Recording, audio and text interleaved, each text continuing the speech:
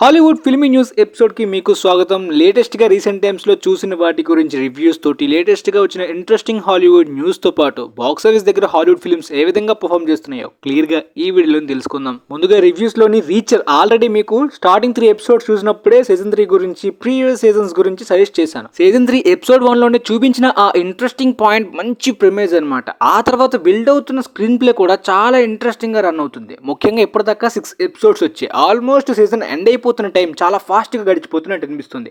Weekly wise వచ్చే episodes ఫాస్ట్గా అయిపోతున్నట్టు అనిపించడం అనేది చాలా రేర్గా జరుగుతుంటుంది. ప్రీవియస్ సీజన్స్లో కూడా అలాంటి పాయింట్స్ ఉంటాయి. కాకపోతే సీజన్ 1లోని కంప్లీట్లీ క్యారెక్టర్ కొన్ని ఎపిసోడ్స్ తర్వాత మొత్తం డామినేట్ చేస్తుంది. సీజన్ 2లోని కంప్లీట్లీ ఆ బాండింగ్, ఆ టీమ్స్, ఆ ఎమోషన్ అనేది స్పెషల్ మూమెంట్స్ని క్రియేట్ చేస్తుంది.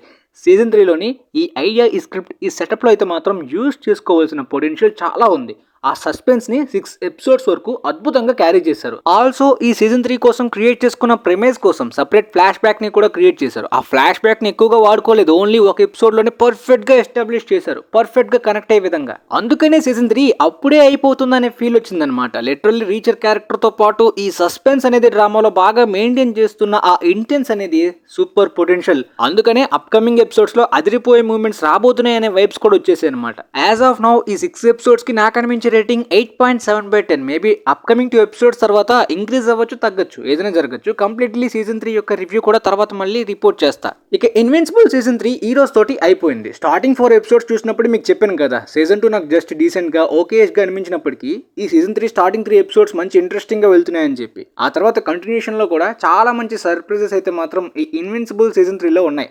కామిక్స్లో ఉన్న ఆ స్ట్రాంగ్ పొటెన్షియల్ని, క్యారెక్టర్ ఆర్క్స్ని పర్ఫెక్ట్గా ఈ సీజన్ 3లోని వాడుకున్నారు.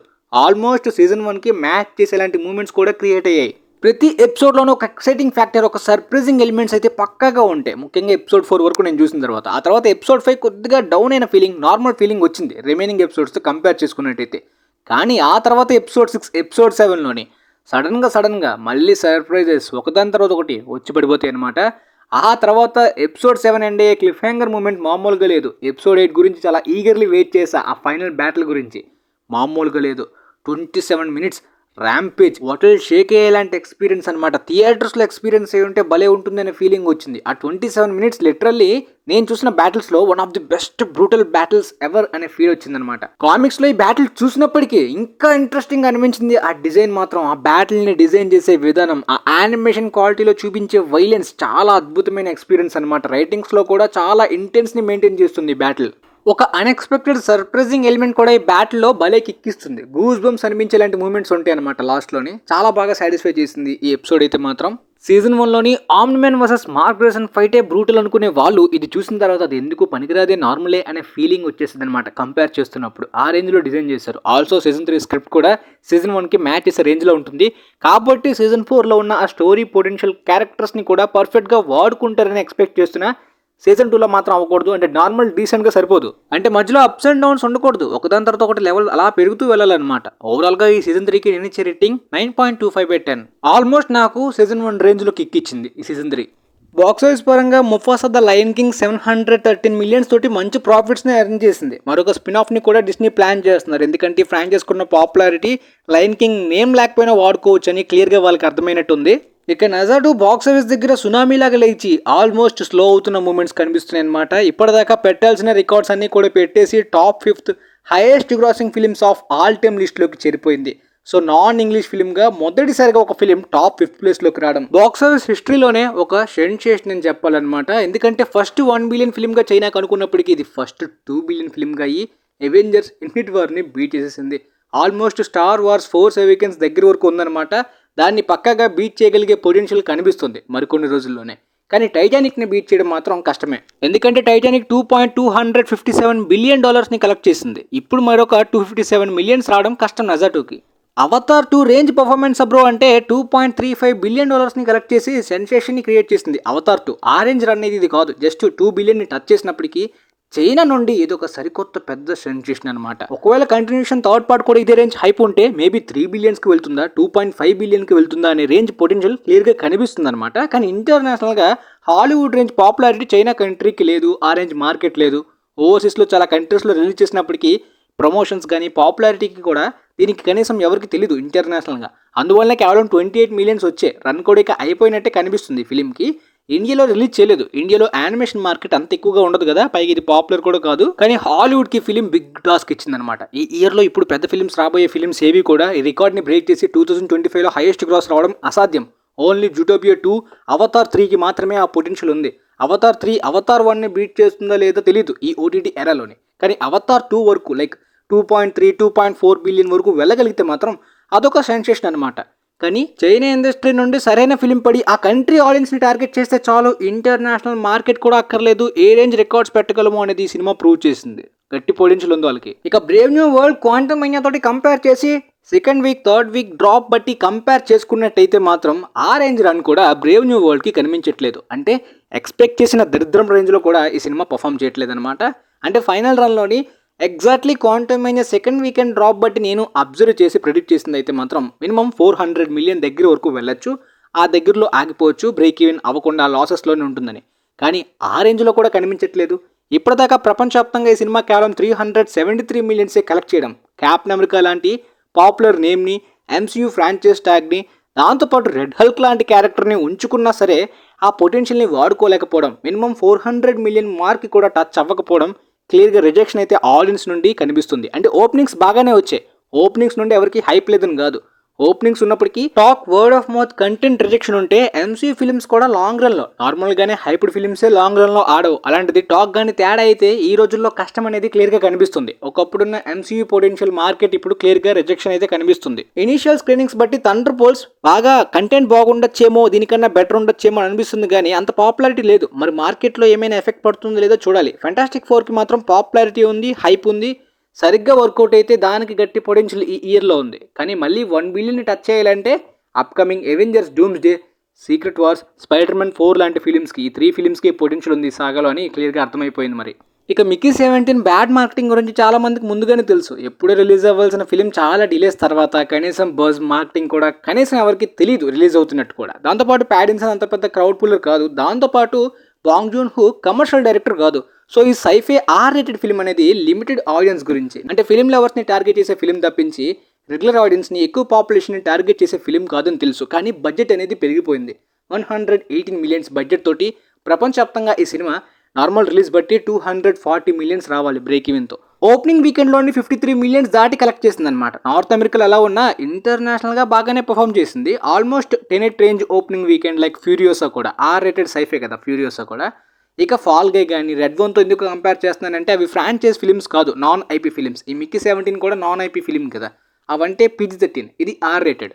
So almost equal range opening weekend వచ్చినప్పటికీ లాంగ్ రన్లోని 240 మిలియన్ బ్రేక్ ఈవెన్ అచీవ్ చేయడం కష్టమే. మేబీ 200 మిలియన్స్ లోపు, మహా అయితే 150 నుండి 180 మిలియన్స్ దగ్గర వరకు ఈ ఫిలిం ఫైనల్ రన్లోని ఆగిపోవచ్చు అనమాట. ఇప్పటిదాకా 58 మిలియన్స్, మేబీ నెక్స్ట్ వీకెండ్ కలుపుకుని 80-90 మిలియన్స్ వరకు వెళ్ళడం, ఆ తర్వాత ఫైనల్ రన్లోని 150 మిలియన్స్ క్రాస్ చేసే విధమైన పొటెన్షియల్ ఉన్నప్పటికీ బాక్స్ ఆఫీస్ దగ్గర లాస్ పెట్టినా ఇది రాబర్ట్ ప్యాటిన్సన్ కెరీర్కి బాగా వర్కౌట్ అవుతుంది. ఎందుకంటే ప్రెసెంట్ టైంలోని ఒక non IP film 200 millions cross చేసిందంటే అది యాక్టర్ పూల్కి, అప్కమింగ్ ఆ యాక్టర్ డిమాండ్కి బాగా యూజ్ అవుతుంది మార్కెట్ పరంగా.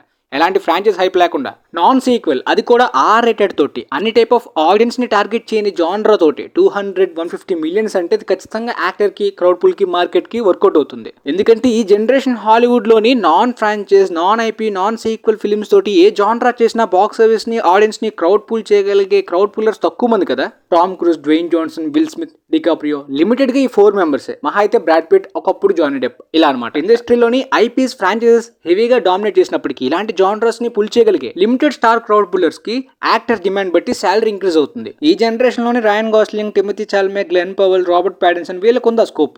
ఇక అప్డేట్ విషయంలోని రెసిడెంట్ ఈవిల్ నెక్స్ట్ పార్ట్ అయితే మాత్రం 2026లోని కంప్లీట్లీ వీడియో గేమ్ కి స్కోప్ ఉండేలాంటి, ఎక్కువ హారర్ స్కోప్ ఉండేలాంటి ఫిల్మ్ డెవలప్ అవుతున్న విషయం మనందరికీ తెలిసిందే. ప్రీవియస్ ఫిల్మ్స్ కి కనెక్షన్ ఉంటుందో లేదో సాఫ్ట్ రిబూట్ లా ఉండొచ్చని కూడా అప్డేట్ వచ్చింది. ఈ ఫిల్మ్ డైరెక్టర్ రీసెంట్ గా బార్బేరియన్ ఫిల్మ్ తోటి చాలా మంది హారర్ ఫ్యాన్స్ ని ఇంప్రెస్ చేశారు కాబట్టి ఆ డైరెక్టర్ మీద కూడా నమ్మకం ఉంది. పోతే ఈ ఫిల్మ్ ని నెక్స్ట్ ఇయర్ September 18th కి రిలీజ్ చేద్దామని ప్లాన్ చేసుకుంటున్నారు. కాస్టింగ్ లో మిలా జోవోవిచ్ ని ఎక్స్పెక్ట్ చేయకండి. Completely new casting, new characters ఉండొచ్చంట. వీడియో గేమ్ కి సిమిలర్ స్కోప్ అడాప్టేషన్ గా ఉండే విధంగా ప్లాన్ చేసుకుంటున్నారంట. కంప్లీట్లీ వర్క్స్ ఆ విధంగానే వెళ్తున్నాయి. గ్రేటా గార్విక్ యుగ్ నార్నియా కాస్టింగ్ కూడా స్టార్ట్ అయిందనమాట. వైట్ విచ్ క్యారెక్టర్ మీలో చాలా మందికి చిన్నప్పుడు నార్నియా ఫిల్మ్స్ చూస్తున్నప్పుడు గుర్తుండే ఉంటుంది కదా. ఆ క్యారెక్టర్ యొక్క కాస్టింగ్ మొదలు పెట్టారంట. చార్లీ ఎక్స్ యాక్టర్స్ అయితే ఈ వైట్ విచ్ క్యారెక్టర్ లో కాస్టింగ్ తీసుకున్నట్టు రీసెంట్ గా కన్ఫర్మ్ చేశారు.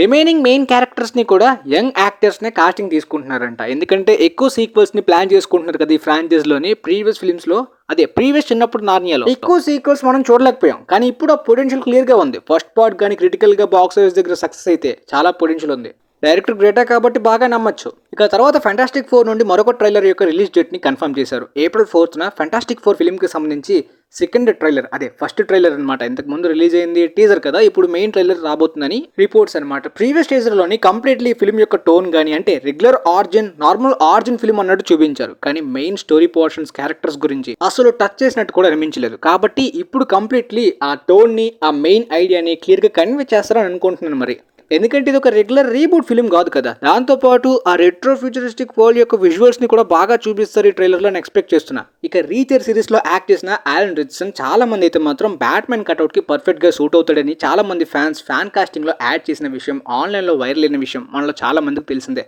So James Gunn still Batman casting ని ఇంకా కన్సిడర్ చేయట్లేదు, కానీ ఈ రిపోర్ట్స్ బట్టి ఆ యాక్టర్ ఒక ఇంటర్వ్యూలో తెలిపింది ఏంటంటే, నేను బ్యాట్మెన్ రోల్ని అస్సలు శాలరీ తీసుకోకుండా $1 కూడా తీసుకోకుండా ఫ్రీగా యాక్ట్ చేయడానికి కూడా రెడీ, నాకు ఆ క్యారెక్టర్ అంత ఇష్టం అని చెప్పారనమాట. లిటరలీ ఆయన కట్అవుట్ కానీ ఆ బాడీ కానీ బెన్ అఫ్లెక్ ని కూడా డామినేట్ చేయగలిగేంత స్ట్రాంగ్ బ్యాట్మెన్ ప్రెజెంటేషన్ ఇవ్వగలరు ఆయన. ఆఫ్ కోర్స్ గ్లెన్ పౌల్ కూడా మంచి హ్యాండ్సమ్ కట్అవుట్, దాంతోపాటు రీసెంట్ గా పాపులర్ అవుతున్న స్టార్ పొటెన్షియల్ ఉన్న యాక్టర్ అయినప్పటికీ జేమ్స్ గన్ కాస్టింగ్ బట్టి అంత పాపులర్ స్టార్స్ ని తీసుకోరు, ఎక్కువ సాలరీస్ డిమాండ్ చేయని యాక్టర్స్ ని తీసుకుంటారని నేను అనుకుంటున్నాను. అలానే బ్యాట్మెన్ అంటే ఓన్లీ కట్అవుట్ బల్క్ బాడీ మాత్రమే కాదు, లైక్ బెన్ అఫ్లెక్ లా కాకుండా క్రిస్టియన్ బేల్, రాబర్ట్ ప్యాటిన్సన్ లాగా యాక్టింగ్ స్కోప్ ఉన్న యాక్టర్స్ అయినా బాగుంటారు కదా కాస్టింగ్ లో. చూద్దాం ఎవరిని తీసుకుంటారు. ఇక రీసెంట్ గా హ్యాన్స్ జిమ్మర్ గారు తెలిపింది ఏంటంటే, ఎంసీయూ అతనికి బ్యాక్గ్రౌండ్ స్కోర్ గురించి అప్రోచ్ చేయరని, ఆయన అయితే మాత్రం అంత ఇంట్రెస్ట్ చూపించలేదు జాయిన్ అవ్వడానికని. అది యారగెంట్ గా కాదు, ఇంతకు ముందు నేను చాలా సూపర్ హీరో ఫిల్మ్స్ కి జాయిన్ అయ్యాను, అందులో కొన్ని ఫిల్మ్స్ అయితే మాత్రం నాకు మెమరబుల్ గా ఒక గుర్తుండిపోయే లాంటి వైబ్స్ అయితే ఇచ్చే అన్నారు. ఫర్ ఎగ్జాంపుల్ ఆయన కెరియర్ లో డార్క్ నైట్ ట్రయాలజీ డెఫినెట్లీ మర్చిపోలేని లాంటి ఇంపాక్ట్. ఆ తర్వాత man of steel, batsmen versus super man, amazing spider man, wonder women ఇవన్నీ ఓకే, కానీ లాస్ట్ గా ఆయన డార్క్ ఫీనిక్స్ లాంటి ఒక రాడ్ ఫిల్మ్ కి బ్యాక్గ్రౌండ్ స్కోర్ అందించాల్సి వచ్చింది. మేబీ ఆ దారుణమైన ఇంపాక్ట్, ఆ ఇన్సిడెంట్ ఆయనకు గుర్తుండి మళ్ళీ మార్వెల్ తోటి జాయిన్ అవ్వడానికి ఆయన ఇంట్రెస్ట్ చూపించలేదు అనుకుంటా. ఎందుకంటే మళ్ళీ నేను జానరాలో పనిచేయను, నాకు వేరే చేయాల్సినవి ఉన్నాయి, అచీవ్ చేయాల్సినవి ఉన్నాయి అని చెప్పి రిజెక్ట్ చేశానని చెప్పారు. సో మేబీ ఆ ఫిల్మ్స్ పక్కాగా ప్రెసెంట్ అంబిషియస్ గా ప్రయత్నిస్తున్న films Avengers, dooms day, secret wars గురించి ఆయన అప్రోచ్ చేయి ఉంటారని కూడా చాలా మంది అంటున్నారు. ఆయన క్లారిటీగా ఆ ఫిల్మ్స్ అని చెప్పలే, కానీ రీసెంట్ గా అప్రోచ్ చేయరు, నేను రిజెక్ట్ చేశాను చెప్పారు. ఆ తర్వాత మరొక update, Guardians of the Galaxy volume 3 ending లోని Groot character completely size increase అవడం కానీ డిఫరెంట్ వెర్షన్ ని మనం చూసాం. జేమ్స్ గన్ మార్వెల్ని వదిలేశారు, మళ్ళీ గార్డియన్స్ ఆఫ్ ది గెలాక్సీని ఎప్పుడు చూస్తామో తెలియదు అనే డౌట్లో ఉన్నప్పటికీ ఇప్పుడు గ్రూట్కి సంబంధించిన సపరేట్ స్టాండ్ అలోన్ ఫిల్మ్ని డెవలప్ చేస్తున్నట్టు విన్ డీజెల్ ప్రొడ్యూస్ చేస్తున్నట్టు అయితే రిపోర్ట్స్ వస్తున్నాయి అనమాట. ఇప్పటిదాకా ఎంసీయూలో చాలా ఇంపార్టెంట్ క్యారెక్టర్స్కి సపరేట్ స్టాండ్ అలోన్ ఫిల్మ్స్ దొరకలేదు. కాకపోతే ఇప్పుడు ఈ గ్రూట్ యొక్క స్టాండ్ అలోన్ ఫిల్మ్ కూడా సపరేట్గా ఈ సాగాలో ఉండకపోవచ్చు. అప్కమింగ్ మ్యూటెంట్ సాగాలో పక్కాగా ఈ స్టాండ్ అలోన్ ఫిల్మ్ని అయితే మాత్రం విన్ డీజెల్ ప్రొడ్యూస్ చేసి డెవలప్ చేయొచ్చు.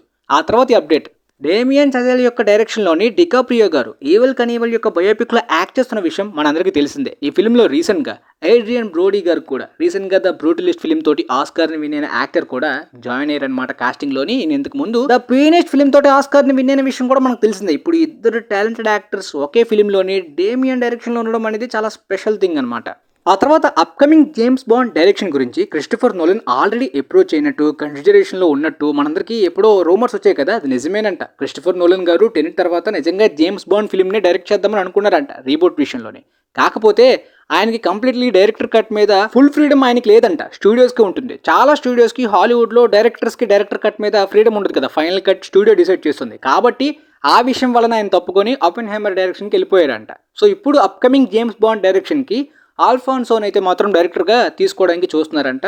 ఈయన ఇంతకు ముందు గ్రావిటీ లాంటి అద్భుతమైన స్పేస్ అడ్వెంచర్ ఫిల్మ్ని తీశారు, ఆ తర్వాత రోమ్ లాంటి ఫిల్మ్ తీసి గ్యాప్ తీసుకున్నారు. సో మళ్ళీ ఇప్పుడు ఆ ఛాన్స్ వచ్చింది జేమ్స్ బాండ్ ఫిల్మ్కి. Even previous James Bond No Time to Die director Cary Joji కూడా చాలా బాగా డైరెక్ట్ చేశారు. క్రిటికల్గా కమర్షియల్గా కూడా అలాంటి డైరెక్టర్ అయినా పర్లేదు. ఆ తర్వాత లేటెస్ట్ అప్డేట్, షాకింగ్గా సేడీ సింగ్ స్పైడర్ మ్యాన్ 4 కాస్టింగ్లో రీసెంట్గా జాయిన్ అయ్యారనమాట. స్పైడర్ మ్యాన్ 4 ఫిల్మ్ ఏ విధంగా ఉండబోతుంది, ఏ టైమ్ లైన్లో సెట్ చేయబడుతుంది అనే దాని గురించి మీకు కంప్లీట్లీ క్లారిటీ ఇచ్చా. మీకు తెలియకపోతే వెళ్ళి ఆ టైమ్ లైన్ వీడియోస్ కంప్లీట్లీ ఆ ఫిల్మ్ ఏ విధంగా ఉంటుందనే అప్డేట్స్ అన్ని చూస్తే క్లారిటీ వస్తుంది. ఇప్పుడు ఈ ఫిల్మ్ కాస్టింగ్లోని సేడీ సింగ్ చాలా మంది black cat character potential scope ఉంది కదా, ఆ క్యారెక్టర్ చేయొచ్చా, లేదంటే న్యూ గ్వెన్ స్టేసీనా, న్యూ మేరీ జేనా అనే టైప్లో ప్రిడిక్షన్స్ చేస్తున్నారు. కానీ నాకు అనిపించేది జీన్ గ్రే, ఎందుకంటే ఈ మ్యూటెంట్ సాగాలోని ఎక్స్మెన్ స్టాండ్ అలోన్ ఫిల్మ్కి సేడీ సింగ్ జీన్ గ్రే క్యారెక్టర్లో కనిపించొచ్చని స్ట్రాంగ్ సోర్సెస్ నుండి న్యూస్ వచ్చింది కదా. సో బ్యాటిల్ వరల్డ్లో క్రియేట్ అవబోయే ఈ టైమ్ లైన్ ఈ స్పైడర్ మ్యాన్ 4లోని ఈ Jean Grey character mutant character ఉండొచ్చని నేను అనుకుంటున్నాను అనమాట. దాంతోపాటు ఇప్పటిదాకా స్పైడర్ మ్యాన్ 4 షూటింగ్ ప్రకారం అయితే ఈ అవెంజర్స్ డూమ్స్ డేలో కూడా ఒక స్టంట్ మ్యాన్ని యూజ్ చేస్తున్నారు. టామ్ హాలండ్ ఇంకా ద ఒడిసీ ఫిలిం నోలన్ ఫిలింలో బిజీగా ఉన్నాడు కాబట్టి already mat Daemon the Odyssey main రోల్లో కనిపించబోతున్నట్టు ఫస్ట్ లుక్ ద్వారా మనకి కన్ఫర్మ్ అయిపోయింది. సో ద ఒడిసీ కొడుకు క్యారెక్టర్లో టామ్ హాలండ్ కనిపించబోతున్నాడనే డౌట్స్ అయితే ఈ లుక్స్ ద్వారా అనిపిస్తున్నాయి. చూద్దాం మరి ఏ క్యారెక్టర్ ప్లే చేస్తాడో, తర్వాత కంప్లీట్ క్లారిటీ వస్తుంది. ఇక ఆ తర్వాత మొన్న అప్డేట్ టైంలోని ఆర్డీజే డూమ్స్ డే స్క్రిప్ట్లోని చేంజెస్ చేయబోతున్నట్టు, డూమ్స్ డే ఫ్లాష్ బ్యాక్ని రాస్తున్నట్టు ఆ న్యూస్ గురించి మీకు చెప్పాను కదా. ఆ న్యూస్లో హల్క్ క్యారెక్టర్ని డిఫరెంట్గా ఈ డూమ్స్ డే సీక్రెట్ వార్స్లోని పవర్ఫుల్గా చూపించబోతున్నారు అనే అప్డేట్ వచ్చింది కదా. ఆ న్యూస్ స్ట్రాంగ్ అండ్ పర్ఫెక్ట్ అంట, ఎందుకంటే కంప్లీట్లీ హల్క్ ఫ్యామిలీకి సంబంధించి స్ట్రాంగ్ మూమెంట్స్ని డూమ్స్ డే సీక్రెట్ వార్స్లోని ఎక్స్ట్రాగా యాడ్ చేయబోతున్నారంట. ఇన్ఫినిటీ సాగాలోని డిసప్పాయింట్ అయిన హల్క్ ఫ్యాన్స్ అందరికీ కూడా కంప్లీట్ ట్రీట్ ఈ డూమ్స్ డే సీక్రెట్ వార్స్లోని ఈ మల్టీవర్స్ సాగా ఎండింగ్లో దొరికే ఛాన్సెస్ ఉన్నాయని చెప్పి స్ట్రాంగ్ సోర్సెస్ నుండి వస్తున్నాయి. అది ఏ విధంగా ఉంటుందో కంప్లీట్ క్లారిటీ వేరే విధంగా చెప్పాలన్నమాట. ఎందుకంటే వరల్డ్ వార్ హల్క్ యొక్క ప్లానింగ్ ఎప్పట్లో జరుగుతుంది, ఏ ఫిల్మ్స్లో జరుగుతుంది, క్రాస్ ఓవర్గా ఏ ఫిల్మ్స్ ప్లాన్ చేశారంటే దాని గురించి మీకు క్లారిటీ రావాలంటే ఆ ఎంసీయూ ఫ్రాంచైజ్కి సపరేట్ న్యూసెస్ వస్తాయి కదా, దాంట్లో చెప్పుకుందాం. ఇక అవతార్ థర్డ్ పార్ట్ యొక్క డ్యూరేషన్ గురించి జేమ్స్ క్యామరన్ గారు చెప్పింది అవతార్ 2 కన్నా అవతార్ 3లో సర్ప్రైజెస్, అన్ఎక్స్పెక్టెడ్ స్టీరియో టైప్స్ బ్రేక్ చేసేలాంటి మూమెంట్స్ క్రియేట్ అవబోతున్నట్టు చెప్పారు. ఎమోషనల్గా కూడా అవతార్ 3 చాలా స్ట్రాంగ్గా ఉండబోతున్నట్టు, ట్రయాలజీలోనే స్ట్రాంగ్ ఫిల్మ్ అనే ఫీల్ స్ట్రాంగ్గా ఉండబోతున్నట్టు ఇంతకు ముందే చెప్పారు కదా. కంప్లీట్లీ డిఫరెంట్ పాండోర్ అని లైక్ యాష్ వరల్డ్ కానీ డిఫరెంట్ లొకేషన్స్ని చూపించడం. అవతార్ 1-2 కన్నా ఎక్కువ డిఫరెంట్ లొకేషన్స్ వరల్డ్ బిల్డింగ్ కి టైం ఎక్కువ తీసుకుంటుంది కాబట్టి అవతార్ 3 డ్యూరేషన్ అనేది అవతార్ 2 కన్నా ఎక్కువ ఉండొచ్చని చెప్తున్నారు. అలానే అవతార్ 2 పార్ట్స్ లో ఇప్పటిదాకా మీరు చూసిన పాండోరా స్టిల్ 50% మాత్రమే అనే ఫీల్ అవతార్ 3 చూసిన తర్వాత ఇంకా ఉందా అనే ఫీల్ ఆ పాండోరా గురించి క్లియర్ గా తెలుసుకుంటారని కూడా చెప్తున్నారు. చూస్తుంటే జేమ్స్ క్యామరాన్ గారి విజనరీ పవర్ కి లిమిటే లేనట్టుంది. గాడ్ లాగా అలా క్రియేట్ చేసుకుంటూ వెళ్ళిపోతారేమో పాండోరాని ఎర్త్ కన్నా చాలా పెద్దగా. చూద్దాం ఏమవుద్దో. మీకైతే ఈ అప్డేట్స్ అన్ని క్లారిటీగా అర్థమయ్యాయి అనుకుంటున్నాను. వీలైతే ఈ వీడియోని మీ ఫ్రెండ్స్ లో ఉన్న వాళ్ళకి కూడా షేర్ చేయండి. And thanks for watching guys.